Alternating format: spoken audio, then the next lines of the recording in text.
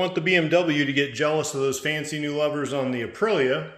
So today I'm going to be installing some TWM levers, and it's a little bit of a unique fit with these HP levers on this side, so hopefully everything goes in place all right.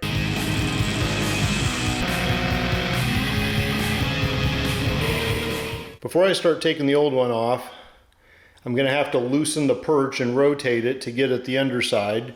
And before I do that, I put a piece of tape with a little dot right there showing exactly where it's lined up. So that way I'll know where it goes on the clip-on this way, as well as rotationally where it was to begin with. I also put a little dot right at the bottom where it's not as visible, and that'll let me know exactly how that screw is rotated before when I retorque it. Before I loosen any bolts, I want to take the clutch adjustment thumb wheel and screw that inward as much as I can towards the lever, and that's going to give me the maximum amount of play in the cable to make it easiest to get it off. Now that the thumb wheel is all the way in, you got a little bit of slop in here, so we're going to start by loosening that bolt so we can rotate it up to get this bolt out. With that backed out 3 turns, this now pivots nicely, which means I can take this bolt out. There's a nut underneath here I got to put on a wrench, but I can get at it now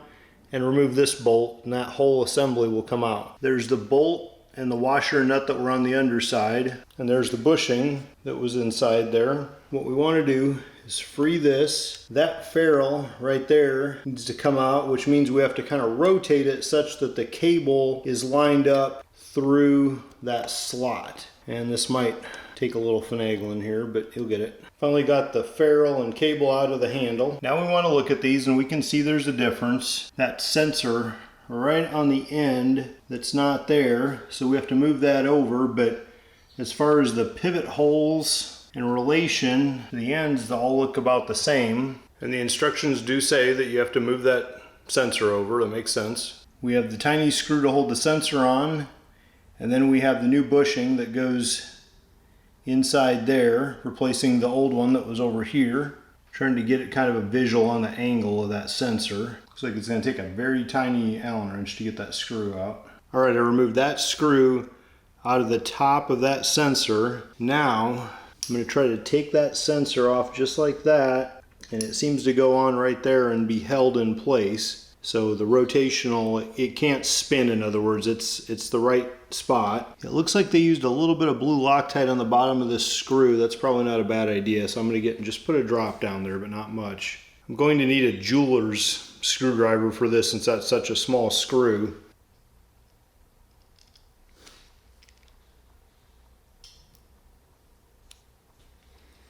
Okay, I'm going to get a little bit of grease for that ferrule for the clutch cable so it sits nice and spins free in there.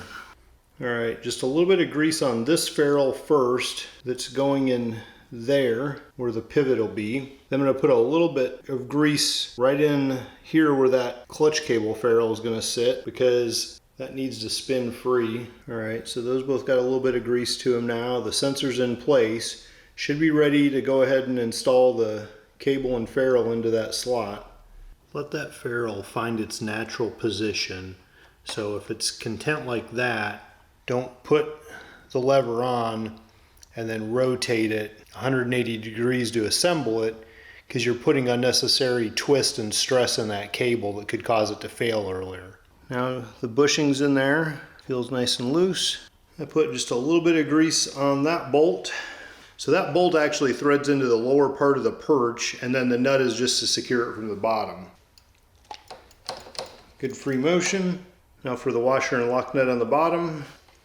Okay.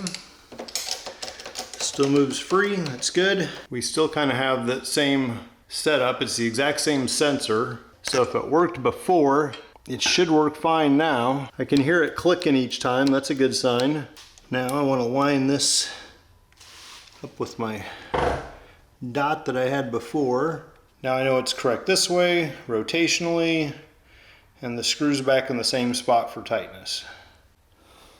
Last thing over here is just backing out the thumb wheel to get the right play on the clutch lever.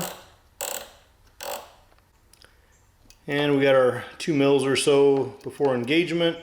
So we'll try that on the road, make sure everything works right, but that should be good for that side. Now we'll move over to the brake lever. This side will be easier. It's literally one bolt through, replace that. Bolt is out, pull this out. Looks like there might be some kind of a spring job in there. We gotta be careful not to lose. Yep, see that? So don't lose that on the way out. That goes inside though. Here's the new one, and you can see, I forgot to mention earlier, but notice how it's cut out in the end and the old ones are not. That's part of the whole deal with these, is they're supposed to be lower drag because the air can go right through the end instead of being a drag point. Seems like a small amount of area, but when you're racing it top notch like some of those guys are, everything helps. So there's that piece, and we want this put over here. Now we want to cram them in together. All right, now we've got our metal piece in there, got our lever. That seems tight, so I'm going to grab the screw quick, wiggle it a little bit to get them in there. There we go. Now the bolt's through, take the nut, put that back on, get the wrenches out and tighten those, and that side's done. And you want to make sure that the lever will move up if you kind of force it to, but not be sloppy. It shouldn't just go up on its own, you know, touching it. What you want it to do is, in the event that you crash, you want it to flip up at that point, not break. Not a lot of difference on the brake side. Looks a lot like it did before, just with that cutaway in the edge for lower drag. But you can see this side really dressed up a lot better, and it's got all the black parts now to match everything else. So big improvement there, and seems to fit okay and use all the switches and everything it needed to as well. So now I just got to take it out for a spin and make sure everything still works as it should. Subscribe to my YouTube channel if you want to learn more about how to enjoy amazing machines like this.